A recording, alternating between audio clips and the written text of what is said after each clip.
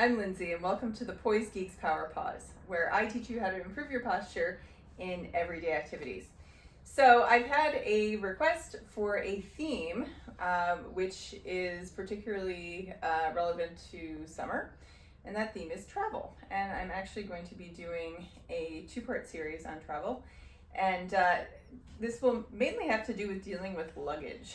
But if anyone has any other travel topics they'd like me to address, feel free to leave a comment or contact me through my website. So today's travel topic is going to be lifting a heavy bag and putting it up somewhere high. So I've got a closet here, maybe you're putting something in a storage space, but if you're leaving for somewhere, you might be putting it in the overhead compartment on a plane or a train, or putting it in your car. So what I'm going to show you first are a couple of pitfalls of lifting heavy luggage up high. So one thing that people often do is they start to use their shoulders in the process in a way that's not really necessary. And so they might do something like this, like they pick up the suitcase, they lift the shoulders, and then they're kind of trying to do it all with the shoulders, and that creates a lot of strain on the shoulders, the neck, maybe even the back. You might have seen as I lifted that up, I'll do that again. Watch my lower back. All that weight of my upper body and of the suitcase starts to sink into my lower back as I'm putting that in, right? So you're getting strain in the neck, the shoulders, and the lower back. Even if the shoulders aren't an issue, that difficulty of trying to balance the object by moving your whole torso tends to be what causes people some difficulty in their back or their hips as they're lifting something like this. So I'll demonstrate just that. If you watch my lower back, let's say I'm trying to counterbalance this weight, and I just throw my lower back, and then as I lift it higher, you can see that's putting quite a lot of pressure into that area. And then sometimes people do like a quick shove, and then they're going in the other direction, just sort of hinging at this point. Not really supposed to use this area of your body as a hinge, right? So two things you want to avoid, and they often happen together, are overusing the shoulders and using this kind of lower back area as an area that's moving too much and kind of hinging. So I'll show you how I pick up a bag and what I recommend you try. And what's really important in doing this well is having that pause.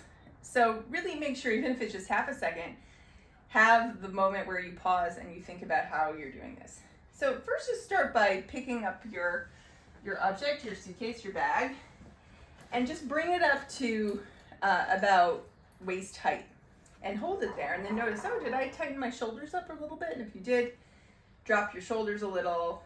Make sure you're holding on well enough with your hands so you're not dropping the bag. And as you're standing here, what I want you to do is just focus on your feet for a second. Think that you are letting the weight of this object distribute through your body to your feet. So when you lift it, that effort is going to come from your contact with the ground, with your feet. You're not just going to be moving at the back or trying to lift it with your shoulders. So now when I lift this up, I'm thinking of coming up for my feet to move it. And so I think about staying connected to my feet. And it's really just mainly my arms doing the moving. I'm not throwing my back around, but I'm distributing that weight to my feet, which actually makes it feel easier to lift so that I can just move my arms. I'll demonstrate that one more time. So, and you can see as I'm taking it out, I'm actually using the same principle, that I'm letting the weight distribute through my feet so that I'm just mainly moving it with my arms. So again, I'll pick it up, pause for a moment. Okay, feel my feet. Just let go of any extra tension in the shoulders. Still feeling the feet as I'm moving it. I'm not really over focusing on anything else. So I'm staying grounded, feeling my feet as I maneuver this in here. And that really helps me not start to move around and hinge with the lower back or pull up here.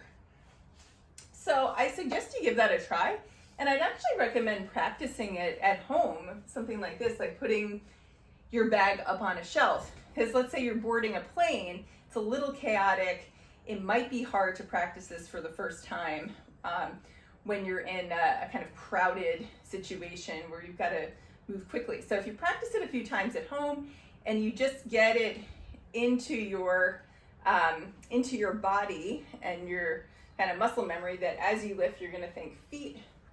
You don't have to stop for a long time, and just see how that works at home, and then give it a try when you're going somewhere.